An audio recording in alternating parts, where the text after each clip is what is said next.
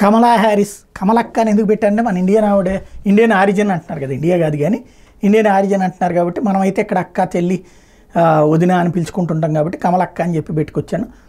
ప్రస్తుతం ఆమె అయితే డబుల్ గేమ్ ఆడుతుంది. ఓ పక్కన ట్రంపు ఆవిడ కలిసి మొన్న ఒక డిబేట్లో పార్టిసిపేట్, వాస్తవంగా బైడెన్ ట్రంప్ కలిసి పార్టిసిపేట్ చేయాలా, అందులో బైడెన్ ప్రస్తుతం తప్పుకునేటప్పటికి పోటీ నుండి ట్రంప్ని కమలాతో నేను ఆ డిబేట్లో పార్టిసిపేట్ చేయను అన్నాడు. నీకు చేత కాలేదు, నాతో పోటీ పడే దమ్ము లేదు అంటూ విమర్శించేసింది కమలా హ్యారిస్. ఓకే అనుకున్నాం.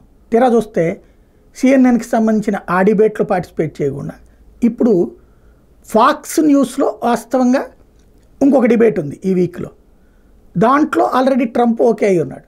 కమలా హ్యారిస్ని దానికి రమ్మంటే ఆమె తను వెళ్ళదట. అంటే ఒక ఛానల్లో ట్రంప్ రాడు, ఇంకో ఛానల్లో కమలా హ్యారిస్ రాదు. అప్పుడు ఇద్దరూ కూడా ఇక్కడికి మళ్ళీనే మీడియా అటో ఇటో చీలిపోయినటువంటిది అనేది అర్థమైపోతుంది. లేదా అక్కడ ఉన్నటువంటి ప్రజెంటర్లు అటో ఇటో ఉన్నారు అన్నది అర్థమైపోతుంది. మేనేజ్మెంట్కి అనుగుణంగానే ప్రజెంటర్లు ఉంటారు కానీ సొంత ఆలోచనలు ఎక్కడ ఉంటాయి. అలాంటి దశలో ఇప్పుడు ఇద్దరు కూడా ఎవరికి వాళ్ళు ఎదుటోళ్ళ మీద నెపం పెట్టేసుకుంటున్నారు అన్నటువంటి విషయం అర్థమైపోతుంది.